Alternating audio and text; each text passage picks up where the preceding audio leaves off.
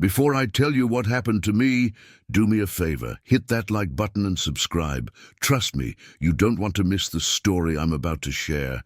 It might just change the way you look at life and death. I never thought it would be my time.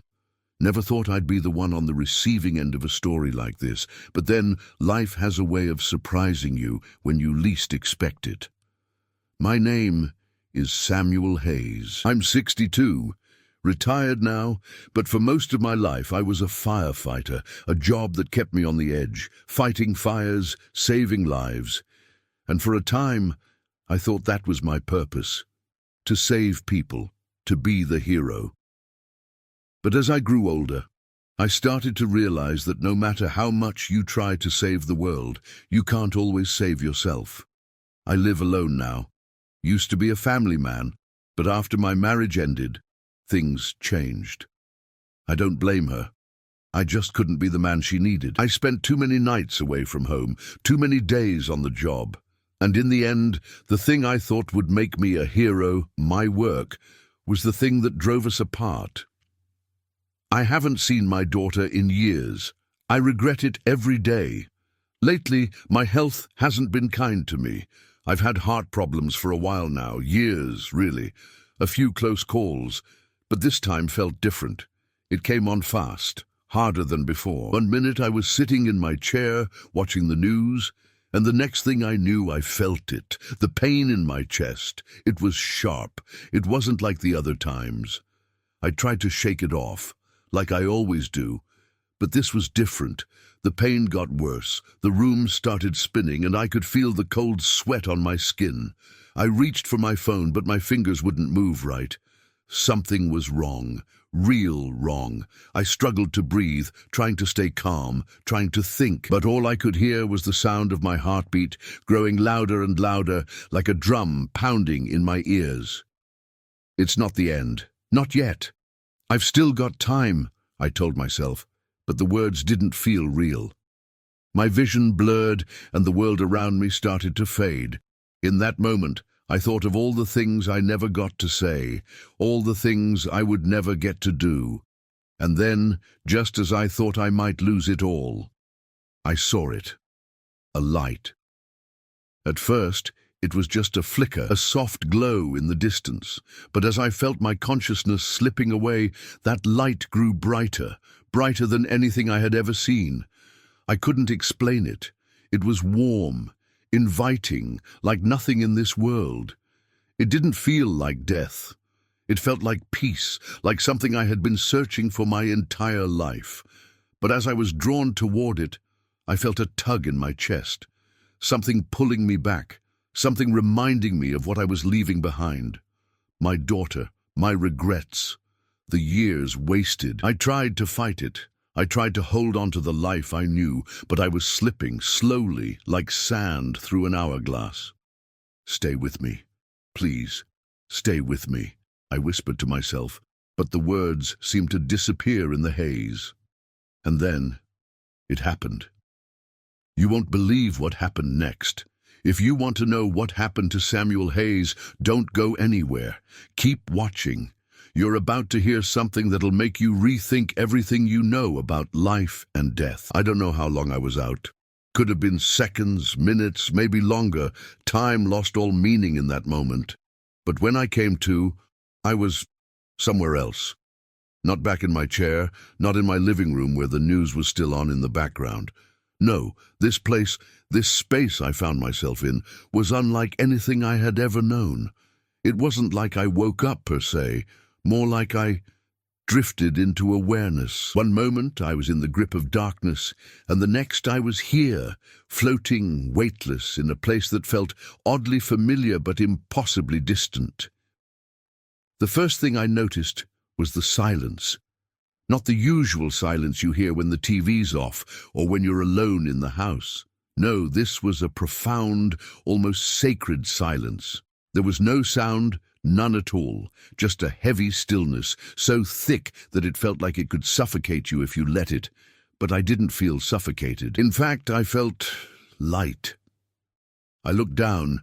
But there was nothing beneath me, just a vast expanse of soft, glowing light, like being suspended in the middle of a cloud at sunrise. The glow wasn't harsh or blinding, but warm, comforting, like the sun on your face after a cold day. But the light didn't hurt, it didn't sting, it felt like home. I reached out, instinctively. My hand passed through the air as though it were made of mist, my fingers brushing against a gentle breeze that didn't exist. Then a figure appeared in the distance. At first I thought it was a trick of the light. Maybe my mind was playing games with me, or maybe it was just a shadow from the corners of my consciousness. But no, this figure was real. It was a person, tall, slender, and dressed in a flowing robe that shimmered in the same gentle glow that surrounded me. Their face was obscured by light, but I could tell they were looking at me. I felt no fear. There was no instinct to run, no flight response, just an overwhelming sense of peace. "Are you?" I started to ask, my voice thin, like a whisper caught in the wind, but no words came out. Instead, the figure seemed to nod, as if they understood my question without me saying it aloud. It was then that I realized something. The more I tried to focus on the details of the figure, the blurrier it became. It was as if, the closer I tried to look, the further away they became. But even without clarity, I felt I understood. This wasn't just a person. This was something beyond. The figure took a step forward, their presence sending a ripple through the air, a wave of something deep and ancient. My chest tightened, and the pain I had felt before, the pressure, the suffocation, flooded back for a moment, but now it wasn't physical. It was something else, a kind of grief I couldn't explain. "I'm not ready," I said, or at least I thought I did. The words barely escaped me, choked by something heavier than fear. The figure didn't respond with words. Instead, I felt a rush of emotions, so much more than simple words could convey. It was like the figure was reaching into me, pulling things from deep within my soul that I had buried for years. Regrets, missed chances, old wounds, and in the midst of all that, something else. Hope. A glimmer of something that told me I still had a choice. The figure gestured toward the light, and in that moment, I understood what it meant. It wasn't just a place of peace. It was a place of judgment, not a punishment but an invitation, a choice. I was being asked to move on, to leave everything behind, to find rest. But the thought of my daughter, of all the things left undone, stopped me cold. The regrets weighed heavier now. It wasn't just my life that had been affected. It was hers. And I had no idea if I could live with myself, if I didn't at least try to make things right. I hesitated, the light growing brighter in front of me, filling the space with a warmth I couldn't deny. But the shadows of my past kept me tethered. And as I stared into that light, I realized, maybe this wasn't about finding peace. Maybe it was about finding redemption. A voice, not in words, but in a sense, echoed in my mind. It wasn't the figure who spoke, but something else, something far beyond it. You can't undo the past, but you can make the future count. I didn't know what that meant, but something inside me stirred. Maybe I wasn't meant to stay here. Maybe, just maybe, I wasn't done yet. I turned away from the light, and the figure didn't stop me. There was no resistance. Just a soft, almost imperceptible shift in the air, like a door gently closing. And just as quickly as I had arrived, the world around me began to change. If you're feeling as drawn into this story as I was, don't forget to like and subscribe. You won't want to miss what happens next. Trust me, this story's only just beginning. As soon as I turned away from the light, I felt it, the sudden weight of everything that had been left behind, the regret, the unresolved pain, the things I had avoided for far too long. It all hit me at once, like a flood breaking through a dam. I could feel the pressure on my chest again, that crushing sensation. But this time, it wasn't just physical. It was the weight of my own choices, of the life I had led, and the people I had left behind. The world around me began to shift, as if reality itself was bending in response to my decision.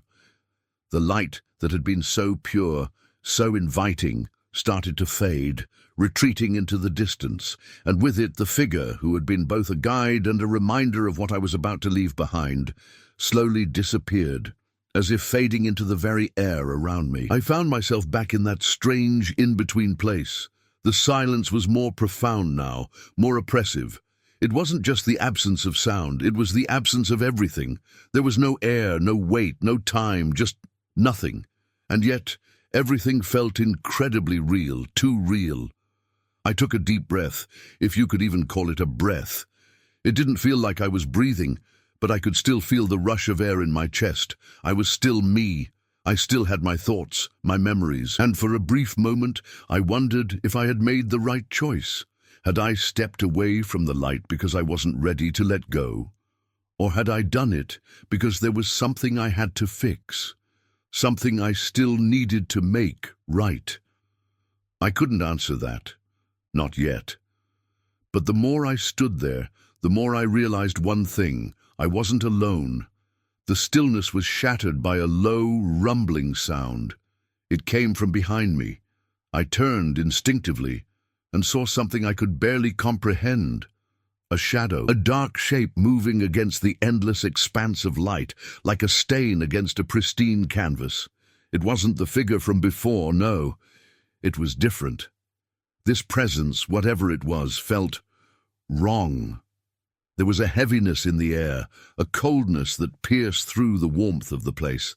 And this was no comforting silence. This felt ominous, oppressive, like a warning.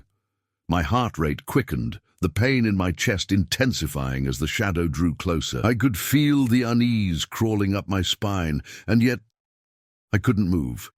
It wasn't fear. It was something else. A feeling of inevitability, like I was being drawn into something far bigger than myself.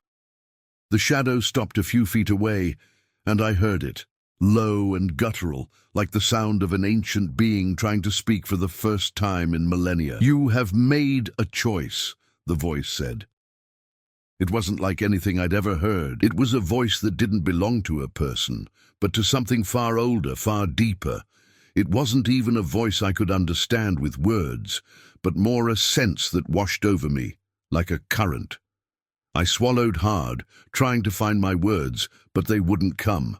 The fear, the real kind of fear, the kind that grips you in your bones, began to rise inside me. I wanted to ask, to demand what this was, what it wanted from me, but the words were stuck, lodged somewhere deep within me. And then the shadow spoke again, and this time the words were clear. "The light is not the end, but it is a beginning that you have yet to understand. You have not faced what you have left behind. You cannot move forward until you do." Those words hit me like a punch to the gut. They weren't just a warning, they were a challenge. I had thought that the light was a place of peace, of rest. I thought it was the end, the final step of a long journey. But now it felt like something more, something deeper. The shadow seemed to move closer, and I could feel the chill of it pressing against me, seeping into my very being. It was the kind of cold that wasn't physical but emotional, like it was freezing something inside me. And then the shadow did something that sent a jolt of recognition through me. It extended what could only be described as a hand, though it wasn't a hand in the way you and I would think. It was an extension of the shadow itself, long and fluid, and as it reached for me, I felt my chest tighten again, that same cold grip from before. "Come," it beckoned. "Face what you have left behind. Only then can you understand what comes next." I wanted to scream, I wanted to run, but something told me I had no choice. Something told me that this was a part of the journey, a part that couldn't be avoided. So I stepped forward, and as I did, I felt a pull in my chest, deeper now, a magnetic force that seemed to drag me closer to the shadow. The light was now far behind, swallowed by the vastness of this space, and I was left with nothing but the cold and the promise of what lay ahead. If you're as gripped by this story as I was, stay with me. Hit that subscribe button and turn on notifications. You won't believe the next turn this journey is about to take. Trust me, you don't want to miss it." I stepped forward, my heart pounding in my chest, my thoughts a blur of confusion and fear. The shadow's hand, or whatever it was, moved closer, its presence so overwhelming that I could feel the very air shift around me. I wanted to pull away, to run, but I couldn't. It was as if I was being drawn into something much bigger than me, something I wasn't prepared for. "Face what you have left behind," the shadow whispered, the words echoing in my mind, reverberating through every inch of my being. And as those words settled into my consciousness, the world around me began to change. The endless expanse of light faded, replaced by something darker, more tangible. The air became thick, almost suffocating. The glow I had felt before, so warm, so comforting, was now replaced by a cold, oppressive darkness that seemed to seep into my very bones. And in the distance, I saw it. A scene from my past. It wasn't just a memory, though. It was real. So real that it took my breath away. It was like I was reliving it, every second, every emotion. I was back in the old house I used to live in with my ex-wife and daughter. It was a summer day, one of those lazy afternoons when the sun seems to hang low in the sky, casting everything in a golden glow. I was sitting in the living room, flipping through a magazine. I could hear the sound of my daughter's laughter coming from the kitchen, the sound of her little feet running across the floor. She had been so full of life back there, so innocent, so unburdened by the world. I could hear her voice call out to me, "Daddy, look at this." I looked up from the magazine, smiling, ready to enjoy the moment. But then I saw it. My ex-wife standing in the doorway, her face tight with anger, her eyes filled with frustration. It was the same scene, the same argument that had played out over and over again. The same words, the same pain. "You're never here, Sam. You're always working, always too busy for us," she had said. The words stung, even now. I could feel the weight of them, the truth behind them. I stood up, but the moment wasn't over. It kept playing, looping, as if I were trapped in the past, unable to escape. I saw myself storm out of the house that day, slamming the door behind me. The pain in my chest was unbearable, but I couldn't bring myself to face it. I couldn't bring myself to apologize. I couldn't face the truth of what I had done. But now, as I watched it all unfold in front of me, I couldn't help but feel the sting of regret. The guilt washed over me in waves, and I couldn't escape it. I wasn't just watching this scene, I was living it, feeling every emotion as if it were happening for the first time. I wanted to scream, to beg for forgiveness, but the words wouldn't come. And then the shadow's voice cut through the darkness. "You cannot move forward until you confront what you've left behind, until you face the choices you made."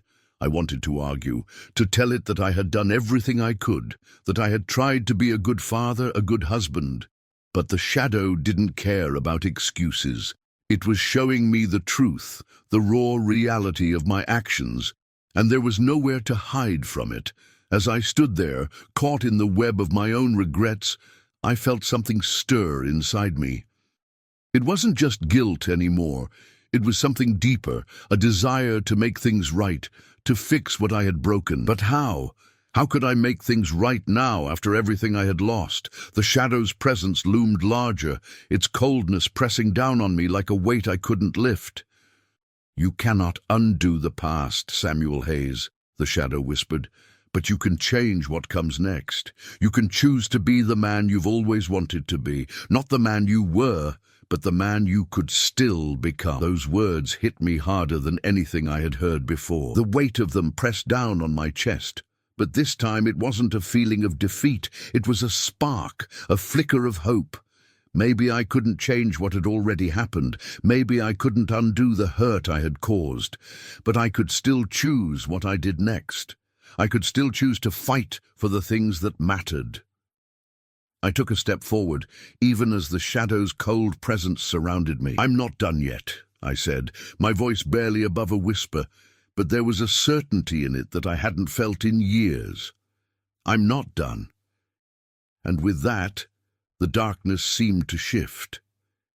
The oppressive weight lightened just slightly, and the shadow retreated. I didn't know what it meant. I didn't know what was happening. But I knew one thing for sure. I wasn't ready to give up. Not yet. Not ever. Do you believe there's still time for redemption? What happens next could change everything. Don't miss it. Make sure you subscribe and keep watching. The journey is far from over. The moment the shadow retreated, I felt a change. It wasn't immediate, but it was undeniable. The weight that had been crushing me, the relentless pressure of regret and guilt, began to lighten, just a little. It wasn't gone, not by a long shot. But for the first time, I felt a flicker of something else. A glimmer of hope. But the question still lingered in my mind. What comes next? I had stepped away from the light, from the peace I had thought I was ready for. I had chosen to face my past, to confront the things I had left behind.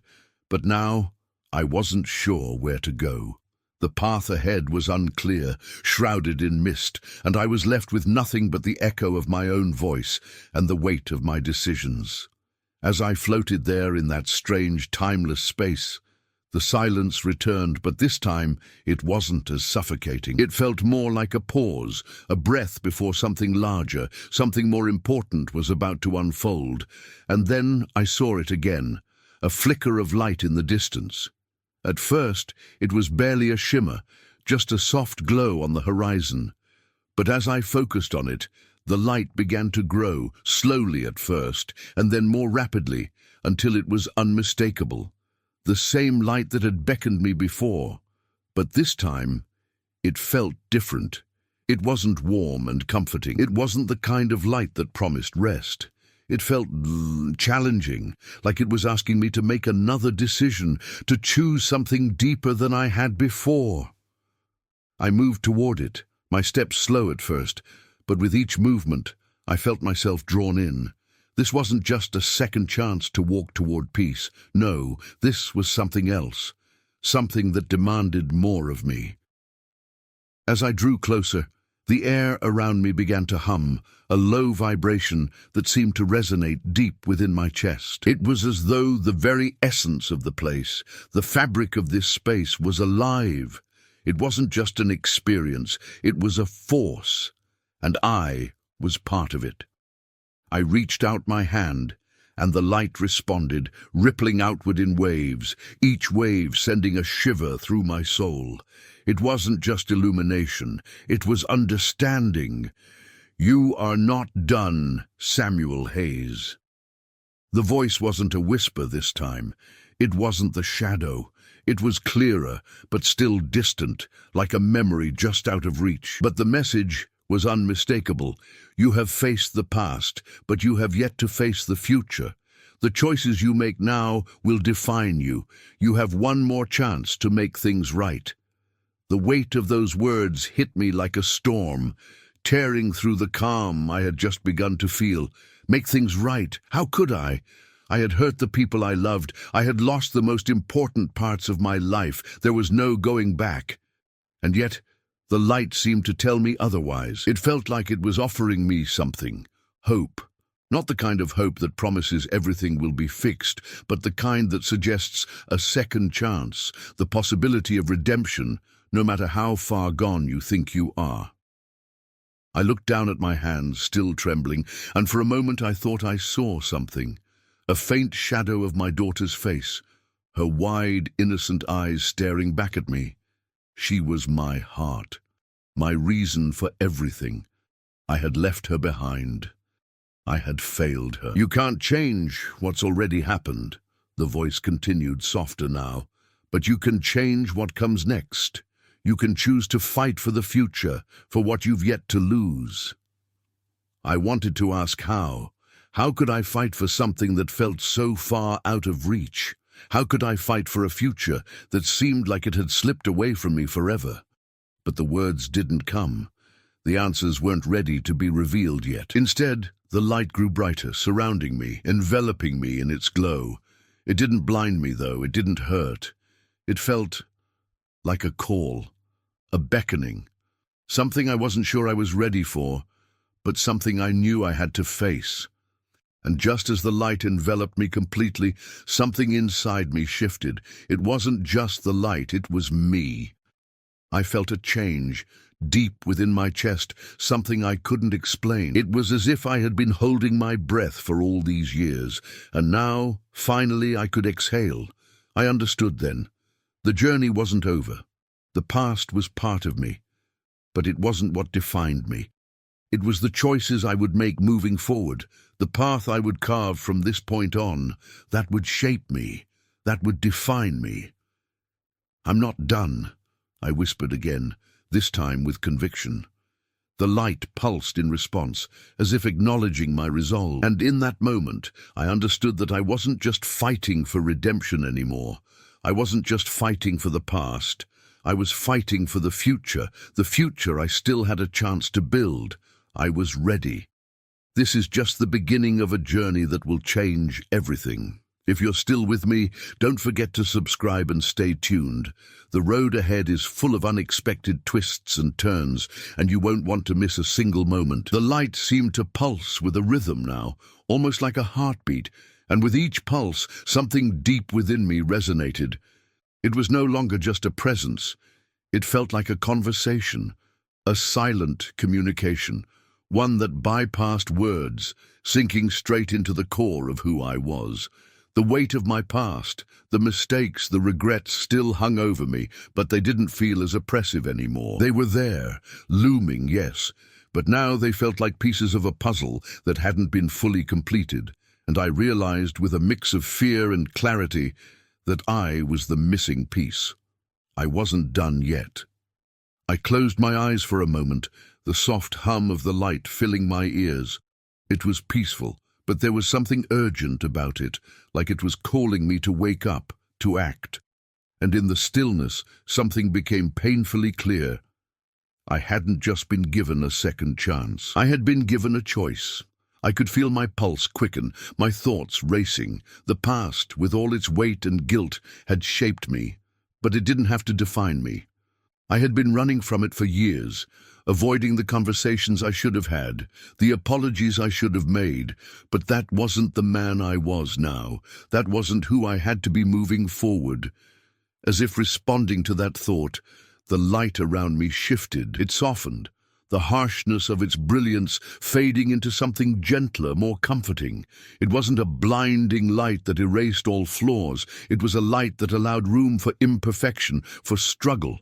And I realized, with a sharp pang in my chest, that I had been afraid to face the very thing I needed most, myself. I wasn't perfect. I never would be. But there was a part of me, deep down, that wanted to try. To be better, to not just move on from the past, but to carry it with me, using it as the very thing that could propel me forward. For the first time in what felt like forever, I understood that healing wasn't about erasing the past. It was about accepting it, learning from it, and moving forward despite it. The man I had been, selfish, closed off and distant, was still part of me, but he didn't have to control me.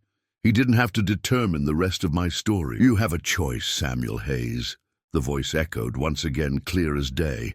It wasn't the shadow anymore, but something else. A presence in the light, a guide. The light does not erase, it transforms. It gives you the chance to transform. I took a deep breath, or at least I thought I did. There was something about this place, this existence, that made everything feel different. It wasn't about the physicality anymore. It was about perception, about awareness. I had never been truly aware of how much I had been running from the parts of myself I didn't like, the parts I had buried deep, out of fear. But now it felt like everything was coming to the surface. Not in a way that would break me, but in a way that would rebuild me. I felt a strange sense of calm as I accepted this new understanding. I could still fight. I could still change. And suddenly, a new image flashed before my eyes. Not a memory this time. Something new. It was my daughter. I could see her clearly now, But this time she was older, a young woman, standing in front of a house I didn't recognize, a house that wasn't part of the past I had left behind. She was looking at me, and I could feel the depth of her gaze.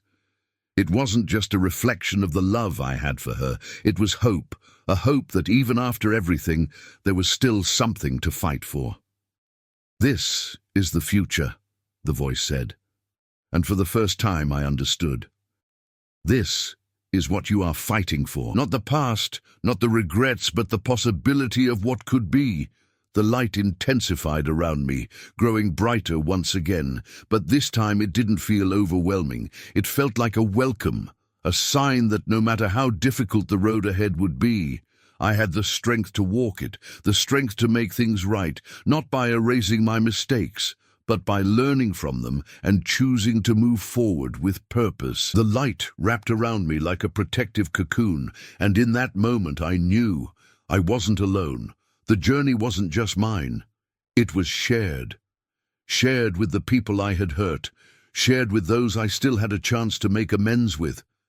It wasn't just about me anymore. It was about the ones I loved. I could do this. I had to do this. With that resolve, the light began to pull me forward, deeper into the unknown, and I let it. The road ahead wasn't clear yet, but for the first time, I wasn't afraid to walk it. I wasn't afraid to face what came next. The path ahead is full of challenges, but Samuel is just getting started. Don't miss out on the next part of this incredible journey. Subscribe now and hit the notification bell. It's time to see what happens when a man takes his first step toward redemption. The light pulled me forward, wrapping around me like a blanket. Warm, yet still somehow demanding. It was almost like a presence with its own intent, coaxing me down a path I couldn't yet see clearly. But there was something deep inside me, an inner knowing, that told me this was where I was meant to go. This wasn't just a journey through some ethereal, abstract space. It was a journey through my own soul. With each step I took, the light around me began to shift. It wasn't blinding anymore, but it still held a presence, one that felt like an invitation to be more, to do more, to truly become something better than the man I had been. The weight of regret still lingered, but it wasn't as suffocating as before. Instead, it was like a cloud that, although present, seemed to dissipate the further I moved into the light. Each step I took felt like a release, slow and uncertain, but steady. And then I saw it, a figure standing at the edge of the light. At first I wasn't sure who it was, but as I drew closer, the face became clearer. It was my daughter, Emily. She was standing there, but she didn't look like the little girl I remembered. No. This was an older version of her, someone I didn't know, someone who had lived without me for years. The shock hit me like a physical blow. My breath caught in my chest, and for a moment I thought my heart might stop. But it didn't. And Emily, my sweet Emily, was still there, standing silently, her eyes locked onto mine with an intensity that sent a shiver down my spine. She didn't speak at first. She didn't have to. The look in her eyes said everything. There was a storm inside her gaze, an ocean of hurt, of betrayal, of all the years I had missed. I opened my mouth, but the words didn't come. How could they? What could I possibly say to a girl who had grown up without her father, to a daughter I had abandoned, thinking my own pain was more important than hers? But then I heard her voice. Quiet at first, like the rustle of leaves in the wind. But then it grew clearer. "Why did you leave, Dad?" Her words were simple, but they cut through me like a knife. I felt the weight of them deep in my gut. I wanted to reach out to her, to explain, but I couldn't. My hands trembled as I struggled to find the right words.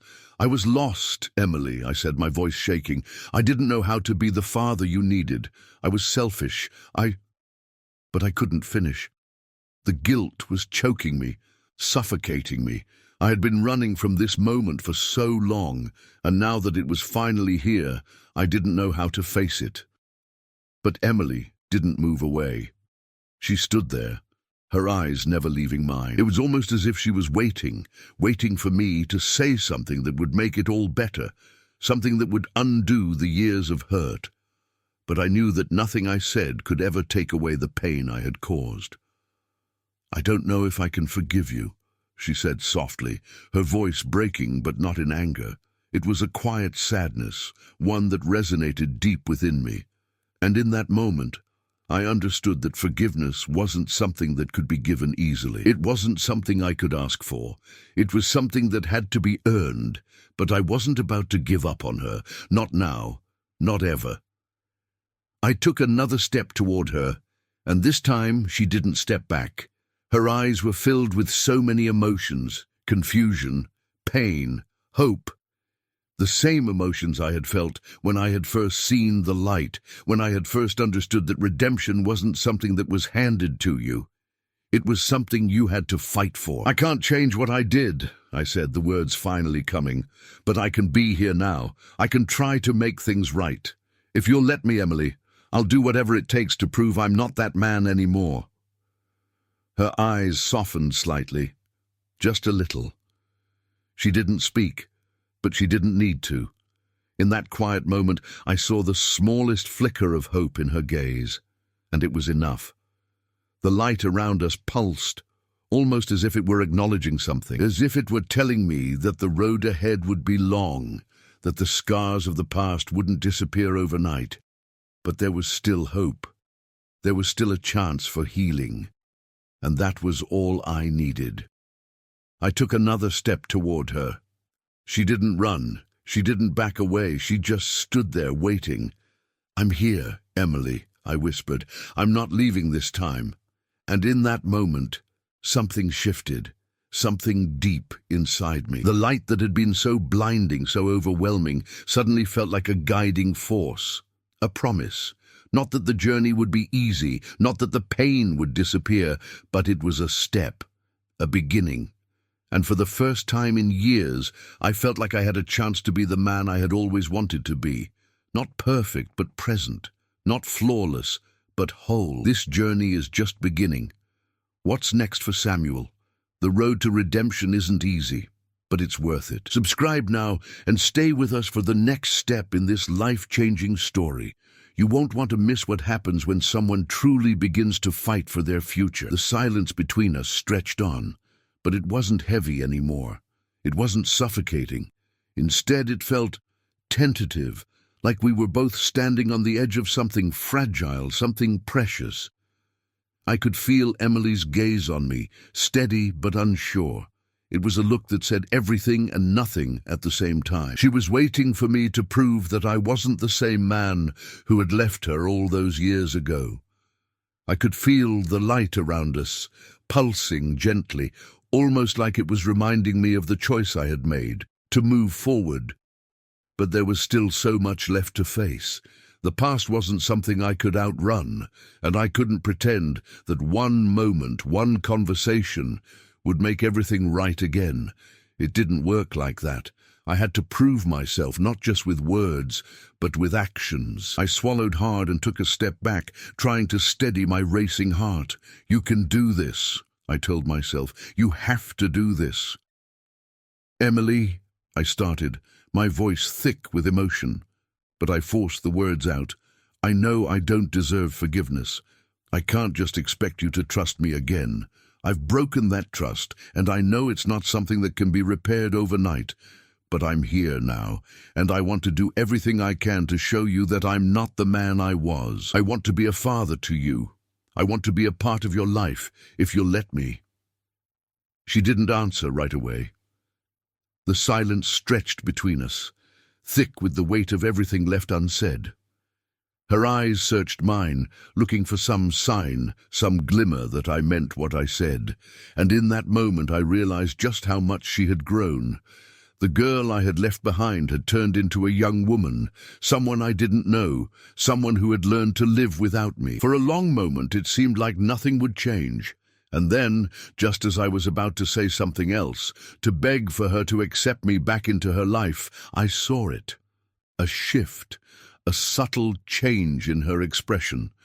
Her shoulders relaxed, just a fraction. It was as if she was considering it. Considering me. "You don't get to come back and expect everything to be okay, Dad," she said quietly, her voice steady. But there was an edge to it, an edge that wasn't angry but weary. She wasn't looking for me to fix things. She was looking for me to show up. And that hit me harder than anything else.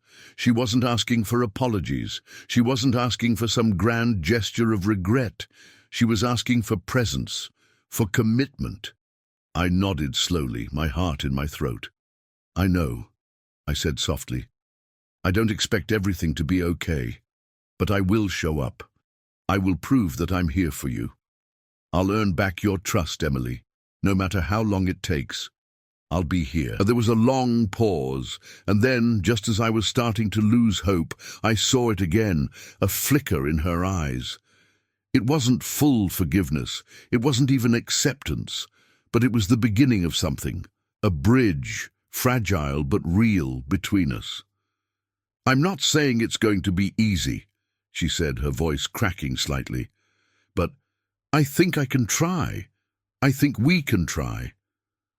That was all I needed, the smallest spark of hope, the slightest hint that we could rebuild what I had broken. And I would take it. I would take whatever I could get, because I knew that if I didn't, I would lose her forever.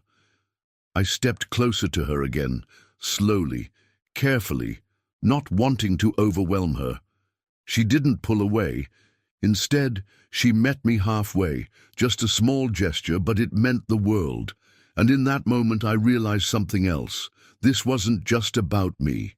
It was about us. This wasn't just my redemption. It was ours. The light around us began to grow, not in a blinding way, but in a soft, steady illumination, as if it were acknowledging this fragile but real step forward. I could feel it in my bones, the promise of something better, the promise of change, not just for me, but for my daughter as well. It wasn't going to be easy, it wasn't going to be quick, but for the first time in years, I felt like I had a chance, a real chance to be the man I should have been all along. A father, a protector, someone worthy of her trust. And with that, the light began to pull me forward again, gently, as if to say that this wasn't the end of the journey. It was just the beginning. Samuel's journey is far from over. The road to redemption is full of twists and turns, and there are still more choices to be made. Don't miss what comes next. Subscribe and stay tuned. This story is about more than just one man. It's about all of us finding the courage to change. The moment with Emily had been a turning point. There was no sudden epiphany or dramatic resolution, but there was a subtle shift, a recognition that things didn't have to be perfect to begin healing. A small step, but one that meant more than I could express. The light continued to surround me, though now I felt less overwhelmed by it. It was a part of me, like a guiding hand, not pulling me but simply urging me to move forward. The pain, the guilt, the years of regret, none of it had disappeared. But for the first time I wasn't running from it. I wasn't hiding from the truth. I was standing right in the middle of it, ready to face whatever came next.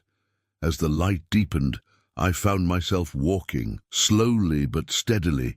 Every step felt like a step toward something bigger than I could comprehend, something greater than just my own redemption. It wasn't just about me anymore. It was about the people I had hurt, the lives I had affected, the relationships I had broken. And it was about the future, a future that was still uncertain but felt more possible than it ever had. But there was something else, something nagging at the edges of my thoughts, a question I couldn't quite shake. Am I worthy of this? The question hovered, unanswered. The light seemed to respond in its own way, almost like a whisper in my mind. Worthy of what, Samuel? I stopped in my tracks, the voice not just in my mind, but in the very air around me. It wasn't the same as before, not the shadow or the guide, but something deeper, almost like myself, or maybe a reflection of everything I had avoided confronting. I exhaled slowly, letting the question hang there. Worthy of a second chance, worthy of redemption, worthy of forgiveness. The silence that followed was filled with an unfamiliar calm. I wasn't being told that I was worthy, nor was I being denied it. It wasn't something I could be given. It was something I had to find within myself. It wasn't enough to simply want change. I had to believe in it. I had to believe that I could be the man I had always hoped to be, not because of some divine grace or intervention, but because I was willing to do the work, to face my flaws, to accept that I wasn't perfect. And still, that was enough.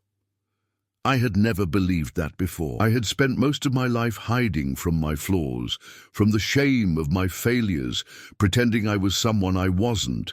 But in this place, in this strange, otherworldly light, I could feel the weight of that lie. And I knew deep down that the only way forward was to let go of it. The light flickered like a soft breeze passing through trees. The sense of it was more tangible now, less ethereal.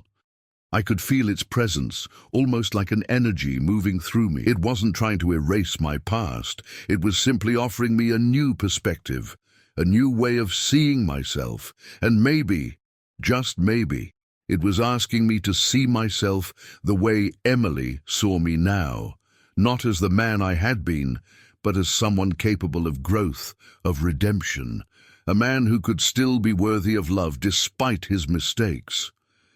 I took a step forward, then another. The weight in my chest wasn't gone, but it wasn't as heavy as before. As I moved deeper into the light, I began to hear something soft and distant, a voice. It was familiar, but I couldn't place it right away. And then I realized it was my mother's voice. "Samuel, my son," she whispered, and my heart tightened in my chest. I had not thought of her in years, not in any real way. Her death had been another wound that I had buried, refusing to face the grief. But here, in this space with the light all around me, I could hear her clearly, as if she were standing beside me. "You have always been enough." The words hit me like a wave, overwhelming and tender at once. I hadn't realized how much I needed to hear them, how much I had needed to hear them for my entire life. My mother had always been a source of unconditional love for me, even when I had pushed her away, even when I'd been too caught up in my own self-doubt to see it. "You are worthy, Samuel," her voice continued. "You've always been worthy. You just had to believe it." Tears sprang to my eyes. I didn't cry often. I never had. But in this moment, with her voice so clear, so loving, I couldn't hold them back. I had spent so many years thinking I wasn't enough, thinking I had ruined everything. But maybe I wasn't as lost as I had believed. Maybe the road to redemption didn't start with perfection. It started with acceptance. I took another step, and then another. The path before me wasn't clear yet, but I no longer needed it to be. All I needed was to take the next step. The light didn't disappear, but it seemed to open up, stretching out before me like a path leading forward. It was mine to walk, my choice, my future, and this time I didn't fear it. I didn't shy away from the unknown. I had a chance to change, a chance to make it right, and as long as I kept moving forward, that would be enough. Samuel has come so far, but there's still so much more to face. The journey isn't over yet. If you're inspired by his story, subscribe now and join us as we continue to walk with him on this path of redemption. You won't want to miss what happens next. The light around me had begun to feel like a part of me, guiding me forward, not with force, but with gentle insistence. It was as if it knew what I needed, as if it understood that the journey ahead was not one of dramatic changes or sudden epiphanies, but one of quiet persistence. But even with that warmth, there were moments where doubt crept in, silent, subtle, like a shadow just at the edge of my vision. It wasn't fear, not exactly, but a reminder that this was going to take more than just a few good moments. It would take more than a few kind words. Redemption wasn't something that could be handed to you, not even by a guiding light or the voice of a long-lost mother. "You're doing well, Samuel." I heard the voice again, this time a softer echo. "But remember, change isn't a straight path. It's not about one right choice. It's about every choice, every day, every step." I nodded, the weight of those words settling over me like a cloak. It wasn't just about one grand gesture, one big moment of clarity. It was about living the change, about proving, not to others, but to myself, that I could be better, that I could keep moving forward, even when the past whispered its regrets and the future seemed uncertain. "I've been running from myself for too long," I whispered aloud to the light, not really expecting an answer. But in the quiet, the light seemed to hum, as if acknowledging my confession. I wasn't running anymore, but that didn't mean the past didn't still hold its grip on me. The weight of the mistakes I had made, the people I had hurt, they were still there in the corners of my mind. Emily was still there, her face a reminder of all the years I had missed. And yet, I couldn't let those things hold me back. I couldn't let them define me anymore. "You're here now," the light whispered. "You can't change the past, but you can choose to move differently." And so I did. I chose to move. I chose to walk forward. But the path wasn't as smooth as I had hoped. I came across obstacles, some small, some larger. Sometimes I'd think I had made progress, only to find myself back at the same crossroads, the same doubts rising again, like old scars that refused to fade. There was one memory that I couldn't shake, one that always seemed to pull me back into the darkness. It was a moment from my past, one I had tried to bury for years, when I had first walked away from Emily. It was late, just after the divorce. The weight of it had crushed me, but it wasn't just that. It was the feeling of being trapped, of not knowing how to fix something that was broken beyond repair. And in that moment, when I thought I couldn't breathe under the weight of it all, I made the choice to walk away. I left her. I walked away from everything, from the life I had built, from the one thing that mattered most, my daughter. The memory hit me like a physical blow. My stomach turned, and for a brief second I almost stumbled. The guilt, the shame, the regret, they washed over me like a tide that I couldn't outrun. But then I remembered what I had been told, that I could move forward, that I could choose differently. So I did. I took another step, and then another. The path began to shift. The doubts didn't disappear, but they started to lose their power over me. I wasn't running anymore. I wasn't running from the mistakes I had made, nor was I trying to hide from the pain of them. I was facing them head on, and with each step I was letting them go. The light around me began to feel warmer, more comforting, as if it had been waiting for this moment, the moment I stopped fighting and started embracing my own flaws, my own humanity. I wasn't perfect. I was never going to be perfect, but I could still be good. I could still be enough. It was then that I felt something shift within me, a deeper understanding of what it meant to forgive. Forgiving myself was harder than I ever imagined. It wasn't a one-time decision. It was a process, a daily choice to let go of the past, to stop holding myself prisoner to my mistakes. And as I walked, I began to feel a sense of peace. It wasn't all at once. It wasn't an instant fix, but it was there, subtle, quiet, but real. In the distance, I could see something ahead, a figure. At first, I couldn't tell who it was, but as I drew closer, I recognized him. It was myself, a younger version of me, standing there, as if waiting for me to reach him. The younger version of myself was looking at me with a kind of curiosity, almost like he was wondering what I had learned, what I had become. I stopped in front of him, looking into his eyes. He looked so lost, so unsure. It was almost painful to see him like that, so full of regret, so full of fear. "What do I do?" I asked him, my voice softer than I expected. He looked back at me, and for the first time, I didn't see him as a mistake, as a failure. I saw him as someone who was just trying his best, someone who was trying to navigate a world that didn't always make sense. And in that moment, I realized something.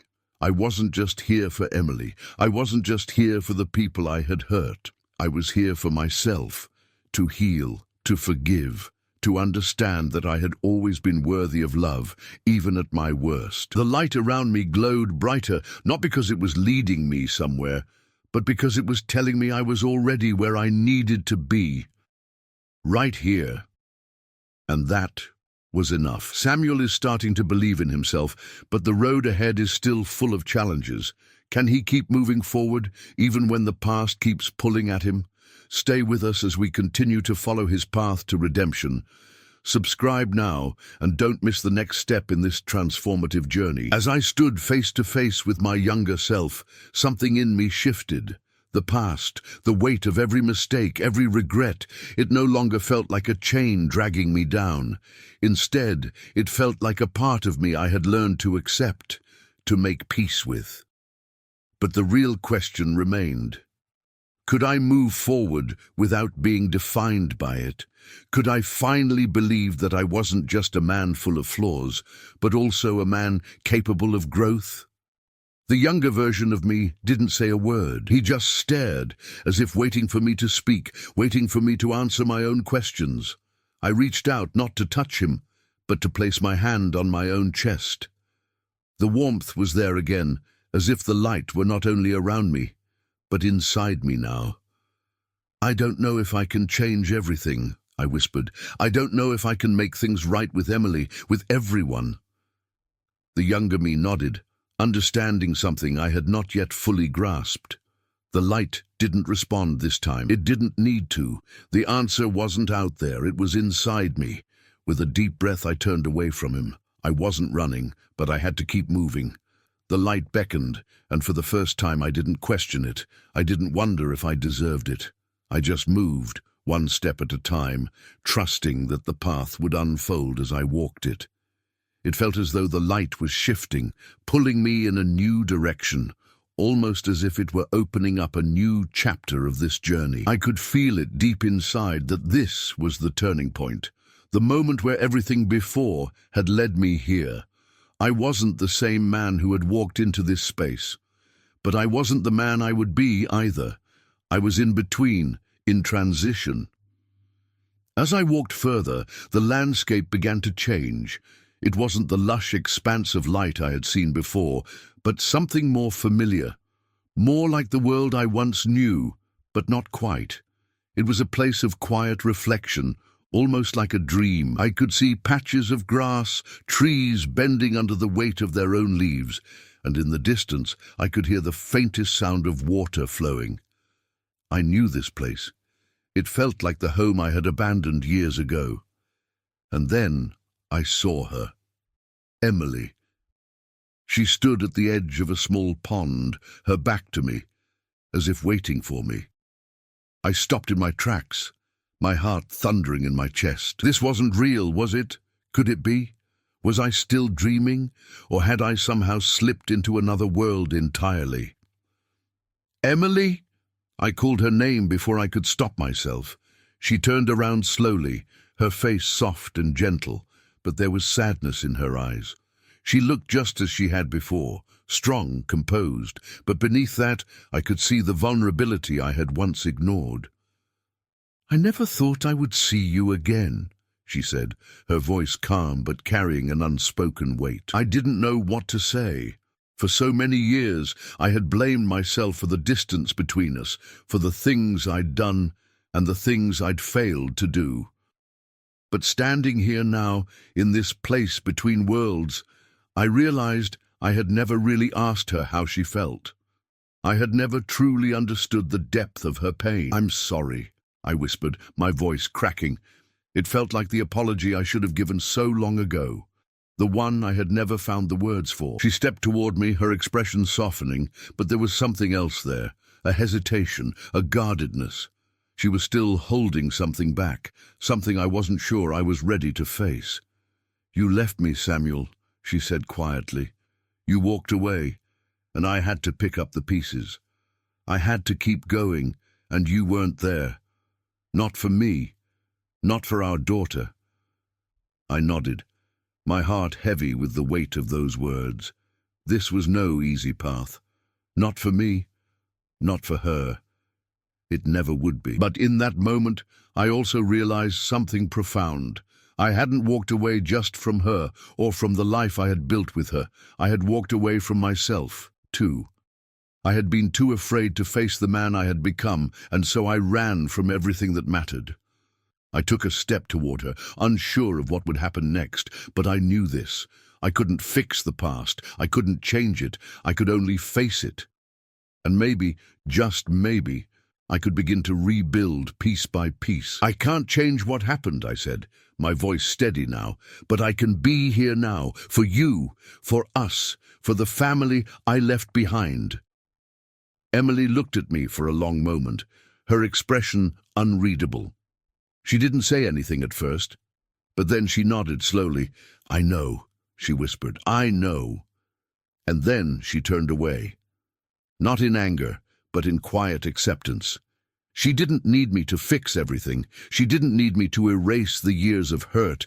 She just needed me to show up. And for the first time in a long time, I realized I was willing to. The light around me seemed to grow brighter, almost like the dawn. I wasn't sure if it was real or if it was just a reflection of the shift within me, but it didn't matter.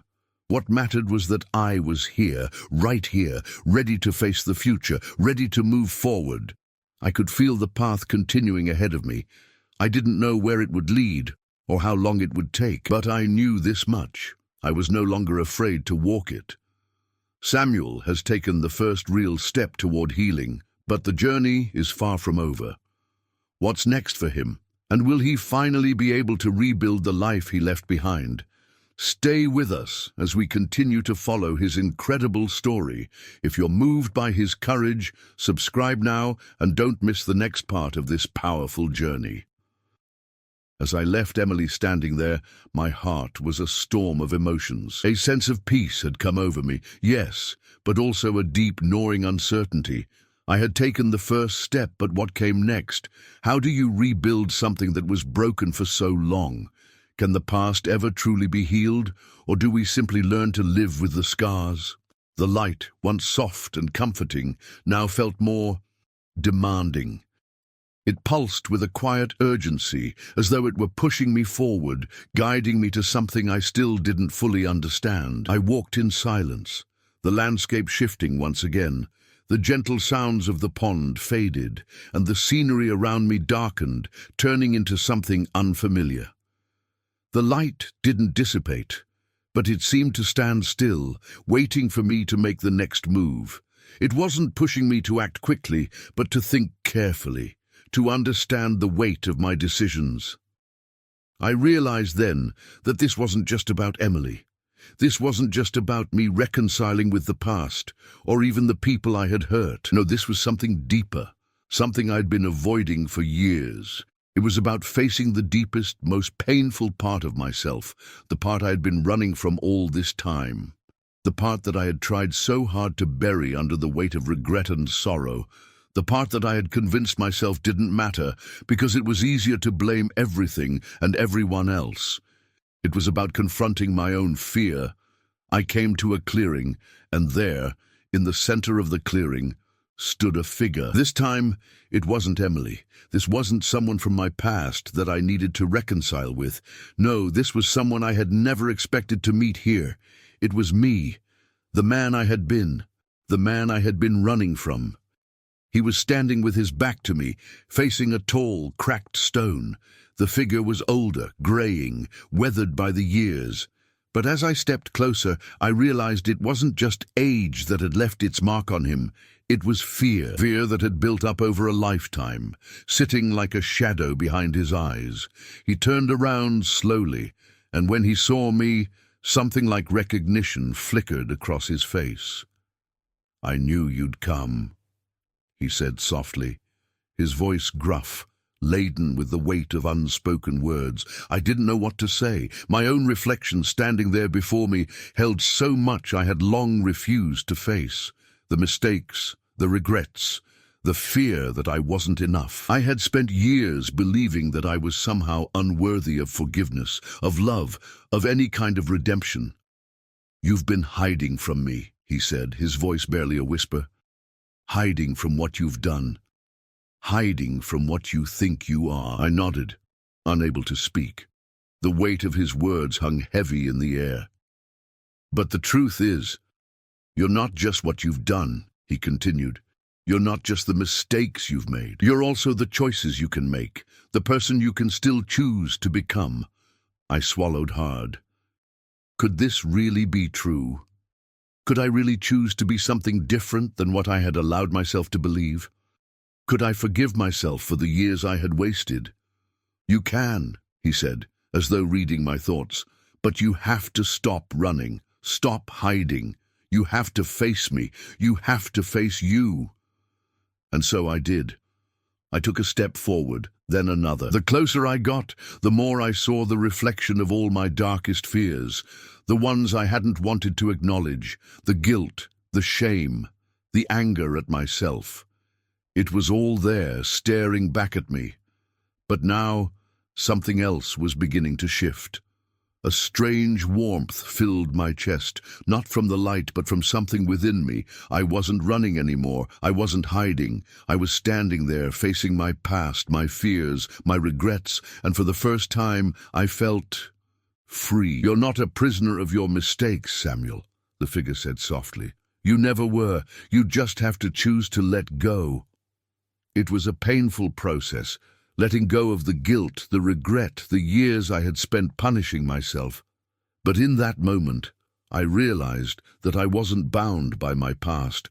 I was simply a man, trying to make the best of what he had left. I closed my eyes for a moment, breathing deeply. When I opened them again, the figure was gone, replaced by an expanse of open sky. The light around me grew brighter, but it didn't feel like it was pushing me anymore. It felt like it was welcoming me. As I stood there in the quiet, I realized something profound. I wasn't broken. I was simply in the process of becoming something new, something better, and though I knew the road ahead would be long and the path would not always be clear, I understood one thing. I was no longer afraid. Samuel has finally faced the fear that held him back for so long. But with this new understanding, what does the future hold for him? Can he continue moving forward despite the challenges ahead? If you believe in the power of change, subscribe now and join us as Samuel continues his journey of healing. The light around me was no longer blinding, but soft, gentle, welcoming. It felt like the world was giving me a moment of pause, a space to breathe, to reflect on all that had passed. But as the stillness settled over me, I couldn't help but feel a new sense of urgency. I wasn't just standing still anymore. I was moving. But moving toward what? What was waiting for me beyond all of this? I stood in that place for what felt like hours, though I knew time had no meaning here. It was as if the world itself had pressed the pause button, and I had nowhere to go but within. I closed my eyes again, allowing the stillness to envelop me. I wasn't running from anything now, not even myself, but there was something still unresolved, something that I couldn't ignore. Then a voice broke the silence, not from someone else, but from within. It was mine. The voice that had been buried under layers of doubt and regret for so long. "You need to forgive her." I felt a shiver crawl up my spine. Her, the one I had avoided facing for so many years, the one I had hurt most deeply, my daughter. Her name echoed in my mind, Lily. A name I hadn't spoken in too long. A name that carried all the pain of my abandonment, of the things I had failed to be. The memories came flooding back, uninvited but powerful, as if the light itself was showing me the past I had tried so hard to suppress. "Dad, where are you going?" Lily's voice rang out in my ears from that last night we'd shared before I left. Her tiny hands clutched at my shirt, eyes wide with confusion. I had promised her so many things that night. Promises I didn't keep, promises I had forgotten. I hadn't known what to say to her. I hadn't known how to look her in the eye and tell her that I was running, not because I didn't love her, but because I was too afraid to stay, too afraid to be the father she deserved. But now, standing here, I knew that the only way forward was to find her, to face the daughter I had left behind, to show her, if she would even allow me, that I had changed, that I wasn't the same man who walked out of her life all those years ago. The light seemed to beckon me once again, but this time it felt different. It was no longer leading me away from my past, but guiding me toward it, toward the one thing I had been most afraid of, toward the person I had hurt the most. The path was clear. I took the first step, and then another, my heart heavy with a mixture of guilt and hope. What would I say to her? How could I ask for forgiveness when I had done nothing to deserve it? But I knew I couldn't avoid this anymore. I had faced myself. I had faced Emily. Now it was time to face the truth of what I had done to Lily, and the years I had spent wondering if she would ever forgive me. The light around me dimmed as I walked, but it didn't feel like it was abandoning me. No, it felt like it was simply watching, waiting, allowing me to make the choice. This time, it wasn't about a miracle or a quick fix. It was about taking responsibility for my actions, accepting that I couldn't undo the past, but that I could make a difference in the future.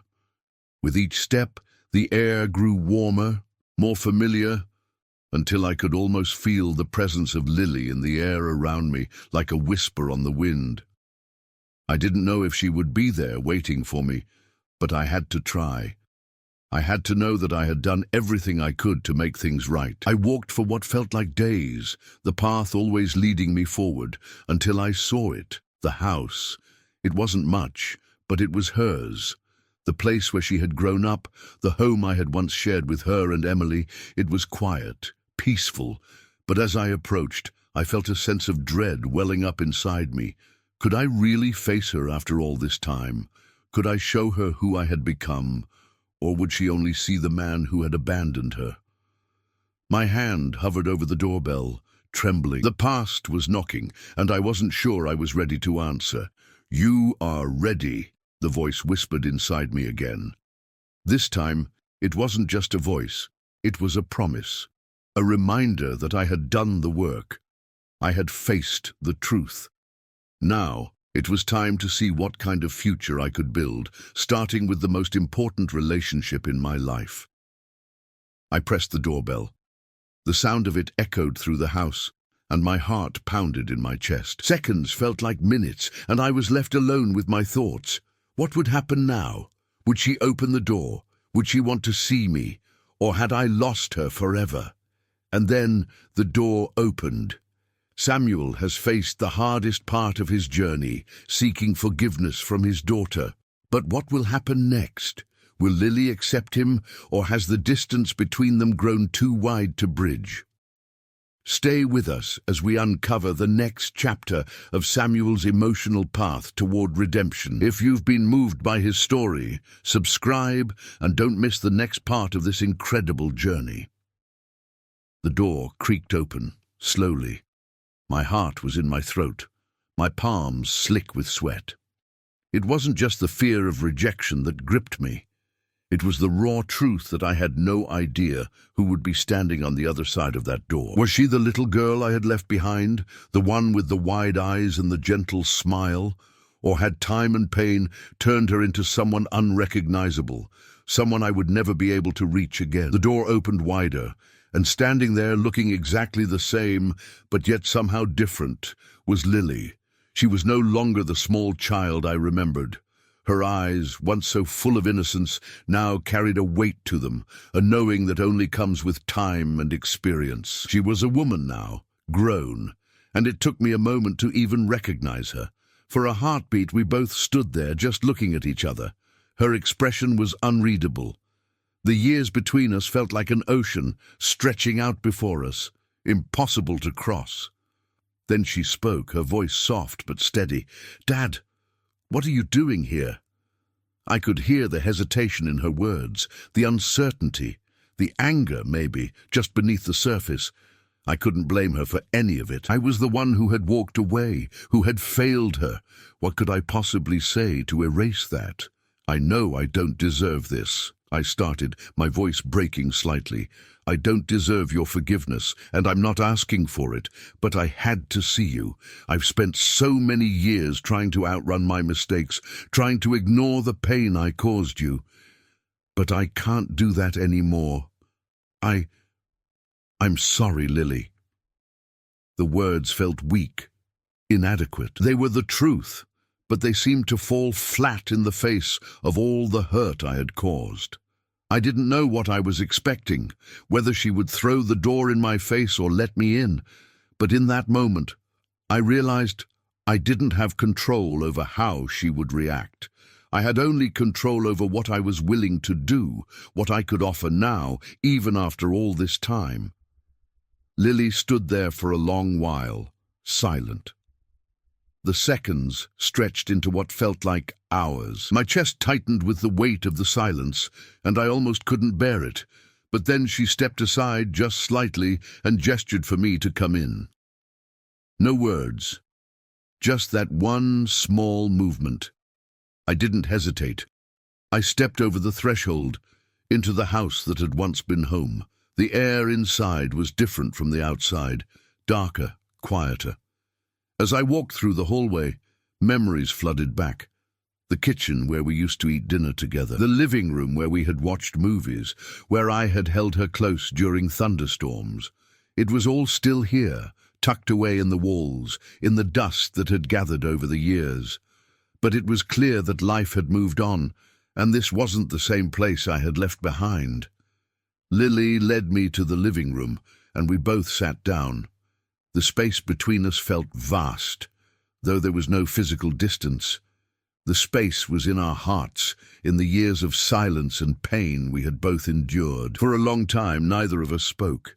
I could feel the weight of the past pressing in on me. Every inch of this room felt like it carried the story of my mistakes, the things I had never said, the apologies I had never offered. Finally, Lily spoke, her voice still soft but edged with something else, a sharpness that stung. "You left. You left us, Dad." I didn't understand it then, and I still don't understand it now. Her words hung in the air like a heavy fog. "You promised me things. You promised Mom, but you left, and we had to pick up the pieces without you." Her words cut deep, but I didn't shy away from them. I couldn't.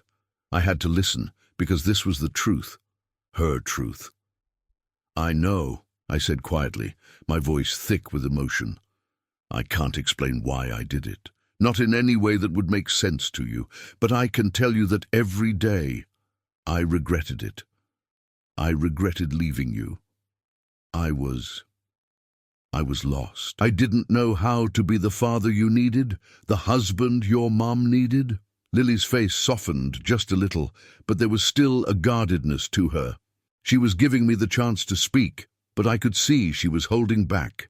She was still unsure, still uncertain if the man sitting before her was the same man who had walked away all those years ago. "You don't owe me anything," she said quietly. "But I need to know, are you here because you want to be, or because you think you should be?" It was a simple question, but it cut to the core of everything I had been wrestling with. Was I here for myself, to make things right with her and my past?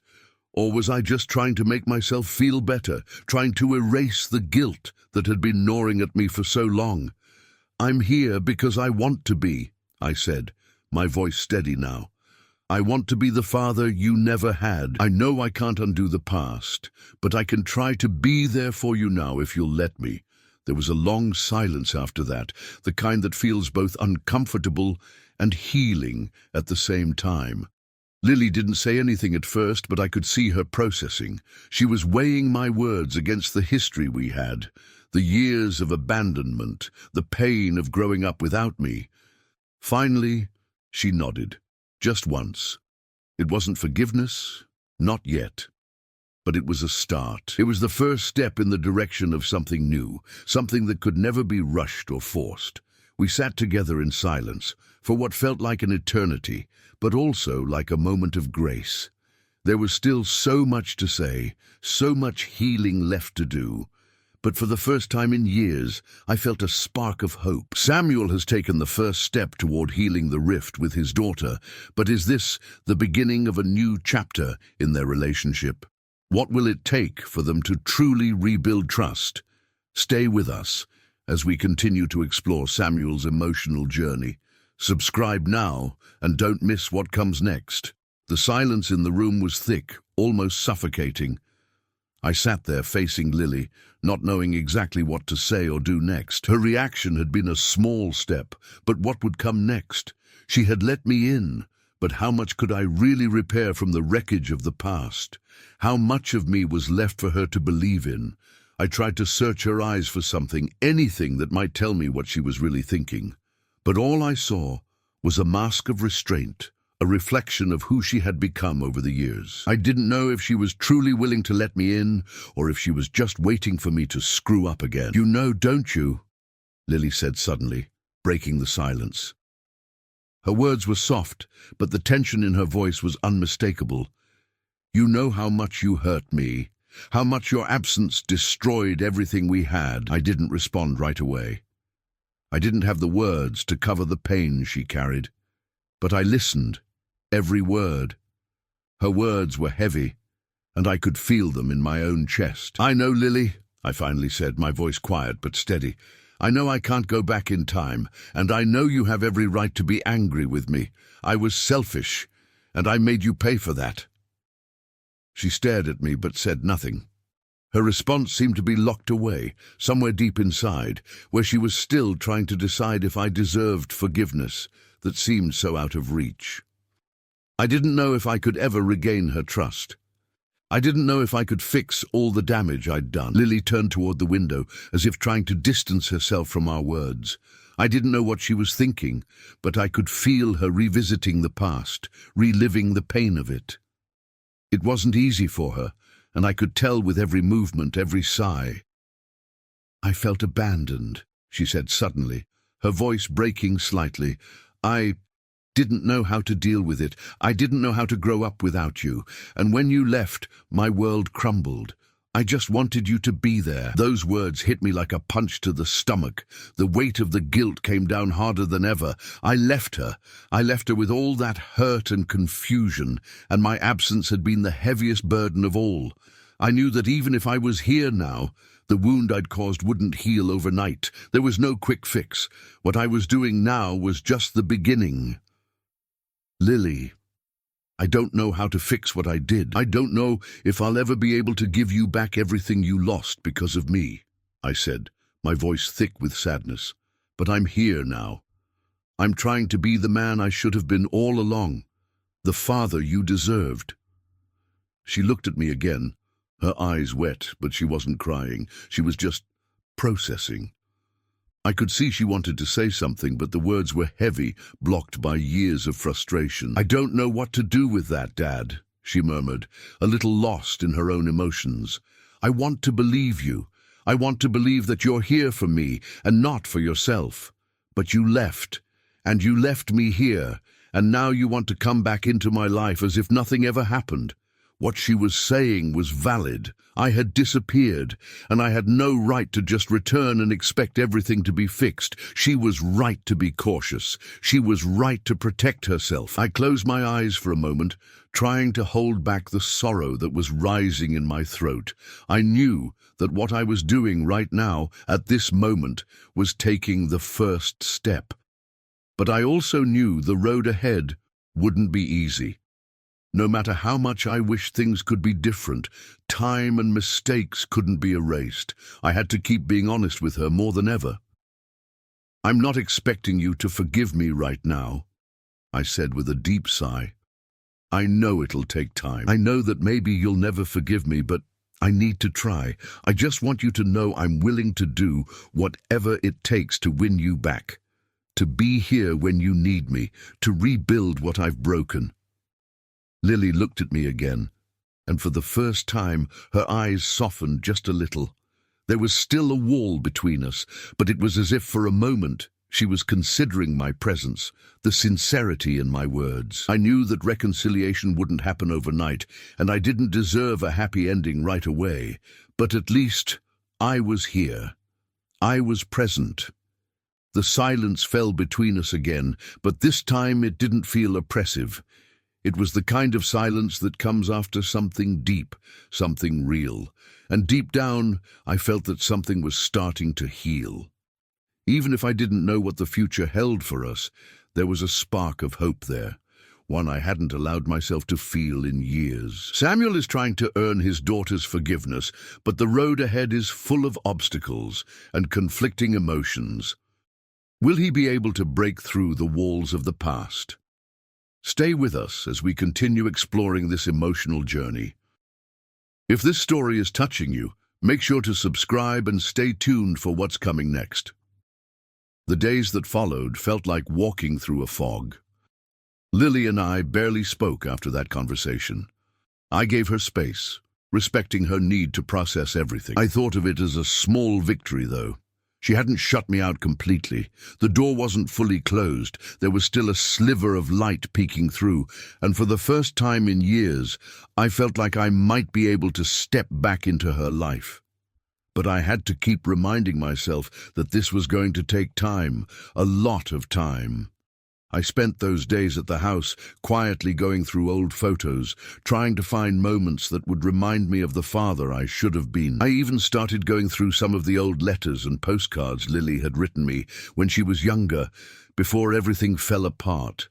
The way she had written with such hope and love, it felt like another lifetime. I could still hear her voice in my head, though. "I want to believe you." She had said it so softly, but the words stung.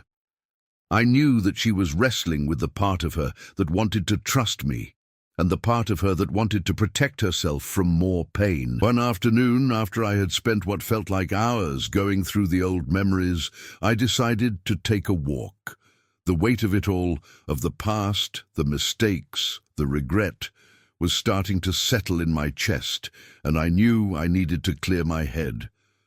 I stepped out into the garden, the place where I used to take Lily when she was a little girl.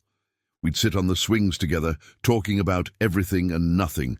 The air was cool, but it didn't have the same calming effect it once did. The house felt different now too, empty even though it wasn't. I walked for what felt like an eternity, until I ended up by the old tree in the back. It was a spot I had always loved, a place I'd go to think when I needed to clear my mind. I reached out, touching the rough bark, the way I used to do when Lily was small. I closed my eyes for a moment, trying to gather my thoughts, when I heard footsteps behind me. I turned around, my heart skipping. It was Lily. She had followed me out, and now stood a few feet away, her expression unreadable.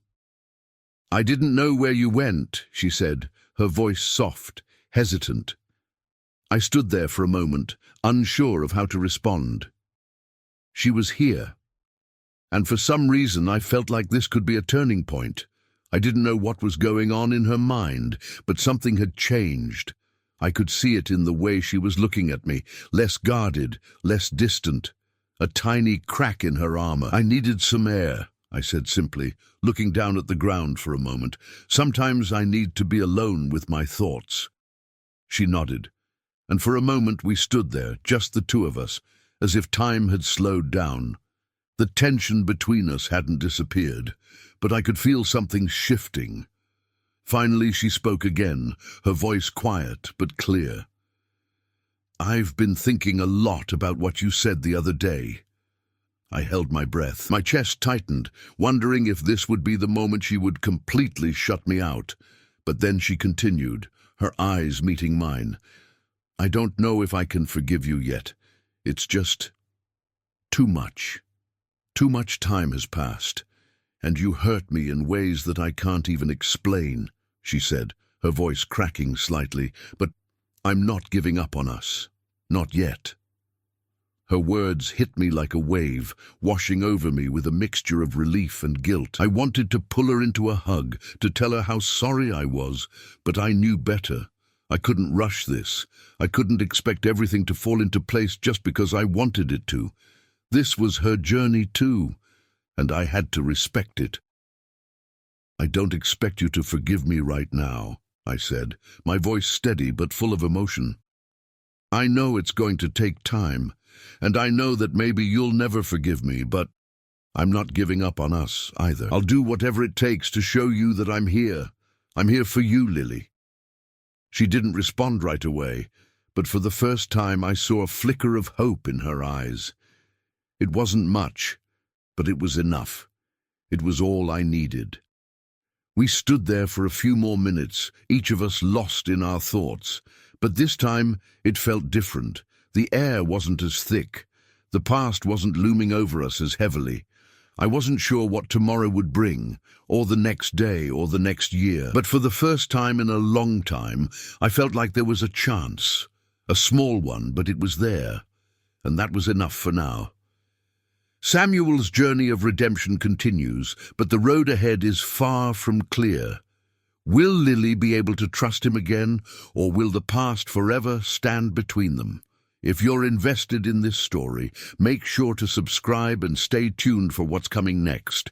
This emotional journey is far from over. The days after that moment with Lily felt like a strange kind of limbo. There were no grand gestures, no sweeping emotional breakthroughs, just quiet moments, small, uncertain steps forward. It wasn't the instant reconciliation I had hoped for, but it was something, and something was better than nothing. Lily and I didn't talk much in the days that followed. The silence between us wasn't uncomfortable, though. It was like the space between us was charged with unspoken words, feelings waiting to be expressed. Every so often we would share a brief glance, a small smile, but nothing more. I knew better than to rush it. I kept my distance, giving her time. I spent hours working in the garden or sitting by the old tree in the back. But mostly I found myself thinking about how we got here. The mistakes, the time lost, the guilt had started to weigh heavier, and I couldn't shake the feeling that I wasn't doing enough. Was I doing the right things? Was there more I could do? One evening, after dinner, I found myself standing at the back door again, looking out at the same stretch of garden that Lily and I had spent so many hours in when she was younger. I had to admit, I wasn't just thinking about the past. I was thinking about the future, about what it might hold for us. Could we rebuild this? Could we become a family again? The thought lingered, even as I heard the door behind me creak open. I didn't turn around immediately, but I knew who it was. Lily's footsteps were soft, deliberate, and when she spoke, her voice had a cautious but steady tone. "Dad, can we talk?" Her words hit me with a sense of urgency I wasn't expecting. I slowly turned, my heart pounding in my chest. She was standing there, her hands tucked into the pockets of her jacket, her gaze fixed on the ground. "Of course," I said, my voice catching slightly. I wasn't sure what this conversation would hold, but I knew it was important. She took a deep breath, her chest rising and falling in a way that suggested she had been carrying something heavy. "I've been thinking a lot about what we talked about, and about what you said." She paused, as if the words she needed to say weren't easy to find. "I'm not going to lie, I'm still angry, and I'm still hurt, but I think I'm ready to try, to really try." A surge of emotion flooded through me. I wanted to speak, to tell her how much that meant to me, but I couldn't find the words right away. For years, I had wanted nothing more than this, just a chance to make things right. And now, here she was, telling me she was willing to try. "I don't know what it looks like, Dad," she continued, her voice softer now. "I don't know how we're going to fix everything, but I want to at least try to figure it out, together. I don't want to carry this anger forever." I stood there completely still, letting her words sink in. This was the first time in a long while I had heard her voice without the weight of bitterness in it. I knew there would be setbacks, moments where it would feel like we were right back where we started. But this was progress. I swallowed hard, fighting back the tears that threatened to spill over. "Lily," I said, my voice thick with emotion, "I'm not asking for you to forget.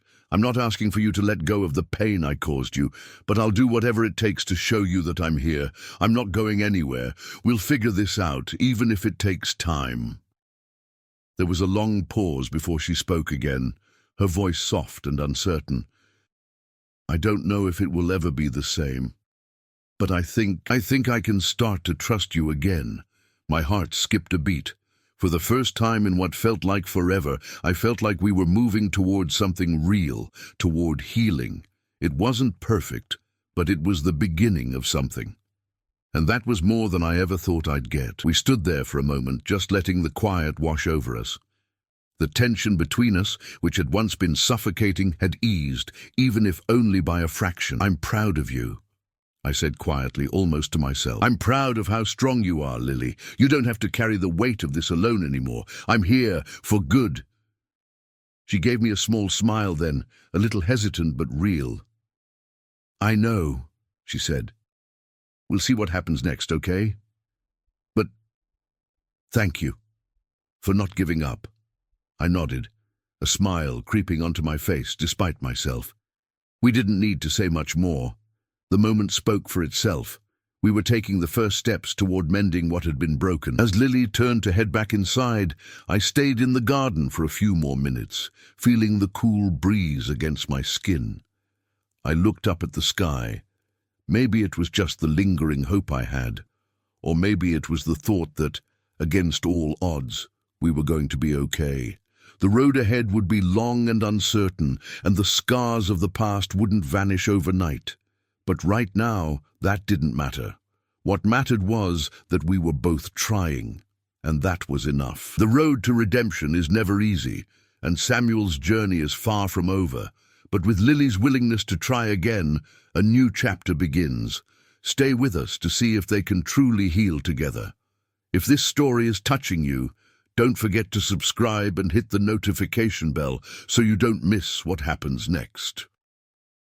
The next few weeks passed in a haze, and while the heaviness of the past still hung over us, the air felt lighter. It was like we were both learning to breathe again, carefully, but with a quiet hope underneath the surface. There was no rush, no sudden proclamations of forgiveness, but something had shifted. Something had begun to heal. Every day, Lily and I found little ways to connect again. Sometimes it was over a cup of coffee in the mornings, where we'd talk about everything and nothing. Other times it was through shared moments of silence, sitting next to each other in the kitchen or walking through the garden, both of us lost in our own thoughts. It wasn't perfect, but it was real. I started to notice the small changes in Lily. The way she no longer flinched when I entered the room, the way her posture softened when she spoke to me. She wasn't just trying to forgive me. She was allowing herself to be vulnerable again, little by little. One evening, a few weeks after that difficult conversation in the garden, we found ourselves sitting at the dinner table sharing a meal. It was a simple dinner, nothing extravagant, just some pasta, salad, and bread. But for the first time, it felt like we were a family again. A broken family, yes, but one that was slowly stitching itself back together. Lily put her fork down and looked at me across the table. Her gaze was steady, not guarded like it had been for so long, but open, almost expectant. "I've been thinking," she began, her voice calm but thoughtful, "about what you said, about being here for good, and I want to believe that you mean it. But I still don't know what that looks like. I still don't know what that means for us, for me, for my life." Her words weren't accusatory, but they were real, honest, raw, and that was something I hadn't seen in a long time. She wasn't just brushing things under the rug anymore. She was confronting me, confronting the reality of our situation. I set my fork down, focusing entirely on her. I didn't want to shy away from this conversation, no matter how difficult it was. If we were really going to move forward, it had to be this way. I know you don't have all the answers, I said slowly, my voice steady but full of emotion. And neither do I. I don't expect you to just forgive me and forget everything. I've hurt you in ways I'll never be able to make right. But I'm here. I'm not going anywhere. I'll be here for you in whatever way you need me to be. Lily looked down at her plate for a moment, turning her fork absent-mindedly in her fingers. I could see her mind working, processing my words. She wasn't ready to let go of the pain, but she wasn't shutting me out either. There was a balance there, somewhere in between, and for the first time, I felt like we were both standing on that line together. "I know you're here," she said quietly, looking up at me again, "but I think I need to know that you're really present. Not just physically, but emotionally. I need to know that you're not going to disappear again when it gets hard." Her words were like a punch to the gut, and yet they were the exact thing I needed to hear. I'd been so caught up in the guilt and the idea of making things right that I hadn't fully considered what being truly present meant. It wasn't just about showing up. It was about being emotionally available, vulnerable, and consistent. It was about not running away when things got tough, like I had done before. "I will be," I said, my voice firm. "I'm here for all of it, the good, the bad, the messy, the hard. I'll be here every single day. You have my word." For a moment, she didn't respond. She just sat there, studying me, as though deciding whether or not to believe me. I could feel the weight of that moment, the silence hanging between us like a fragile thread. Finally, she gave a small nod, a quiet acknowledgement that she wasn't ready to fully trust me yet, but that she was willing to give it a chance. "Okay," she said softly. "We'll take it one day at a time. I'm not promising anything, but I'll try to let you back in." Slowly, and I felt a rush of gratitude mixed with a deep sense of responsibility. This was it. This was the moment where I could either prove myself or fall back into the same patterns that had ruined everything before. But for once, I was determined. This time, I wasn't going to fail her. We finished dinner in silence, but it wasn't uncomfortable. There was something quiet and hopeful in the air, a sense of mutual understanding. We didn't have all the answers, but we were both trying, and that was enough for now. As Lily stood to clear the table, I sat back for a moment, letting the quiet of the room wash over me. The journey ahead wasn't going to be easy, and I knew that. There would be more difficult conversations, more moments of doubt, more fear of failure, but we were both willing to try. And for the first time in a long time, that was enough. Samuel's journey toward rebuilding his relationship with Lily continues, but the path ahead is filled with challenges and uncertainty. Will he be able to stay true to his word and prove to Lily that he's really here for her? Stay with us as this emotional story unfolds, and don't forget to subscribe for more of their journey. It's strange, how time works. The more you try to rush it, the slower it seems to move. But when you look back, you realize just how far you've come, even if it doesn't feel like it in the moment. That's how I felt in the final days of that summer, as I watched Lily and me start to rebuild the pieces of our fractured relationship. The pain was still there, lurking in the corners of our conversations, the unspoken words that neither of us knew how to address. But there was something new now, something stronger than regret, a quiet understanding, a mutual recognition that we couldn't change the past, but we could fight for the future, and that was exactly what we were doing. A few months had passed since that pivotal dinner, and things were different. Lily wasn't fully open, but she wasn't closed off either. She had started letting me in, even if just a little at a time. We spent more time together, finding new ways to communicate, ways that didn't involve words all the time. Sometimes we'd sit in silence, the weight of everything unspoken, and it was enough. Other times, we'd go for long walks, the crunch of leaves underfoot our only soundtrack. We didn't talk much during those walks. The quiet was comfortable now, peaceful even. And then, one evening, as the sun dipped below the horizon and the garden began to bathe in the soft amber light. Lily turned to me. We had just come back from one of our walks, and the sky was painted in shades of pink and gold. For the first time, she seemed at peace. She was standing in the middle of the garden, looking up at the sky, and I could see that something inside her had shifted. She wasn't looking at me with the same caution, the same guardedness. This time, it was different. "Dad," she began, her voice a little quieter than usual, but full of sincerity. "I've been thinking about everything, about us, and I want to say something." I held my breath, feeling the weight of her words before she even spoke them. For a moment I thought I might say something, interrupt her, maybe tell her how much this meant to me. But I didn't. I just waited. "I'm not ready to say I've forgiven you completely," she continued, her voice steady, but I could hear the trace of emotion in it. "But I think I'm starting to see you again. Not as the person who abandoned me, but as the person who's trying. And that matters. It really does." I didn't know what to say. My heart was pounding, my chest tight. I just stood there waiting for her to continue. "I'm not promising that things will be perfect," she added, almost like a gentle warning. "But I think we can start building something. A relationship, a new one. Maybe not like it was before, but something different. Something better." I couldn't hold it in anymore. The tears that had been threatening to fall for years finally came. I didn't wipe them away, didn't try to hide them. I let them fall freely because I knew in that moment that these were the tears of relief, of knowing that all the pain and regret I had carried with me for so long wasn't for nothing, that we could still find our way back to each other, piece by piece. I stepped closer to her, and for the first time, I didn't feel the need to say anything. I just stood there with her, the silence between us comfortable. For the first time, it felt like we were truly in the same place. "Thank you," I said, my voice thick, the words coming out quietly, but with all the weight they carried.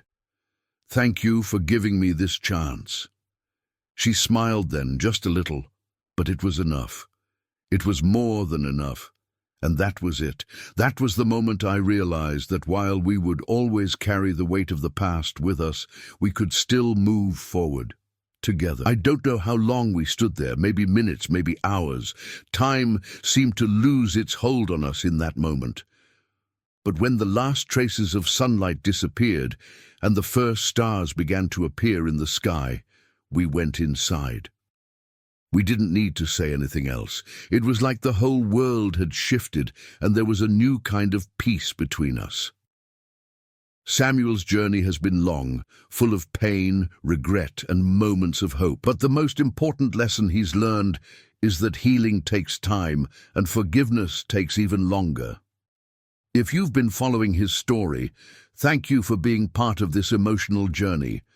Please subscribe to stay connected for more stories that touch the heart, and don't forget to share your thoughts in the comments below.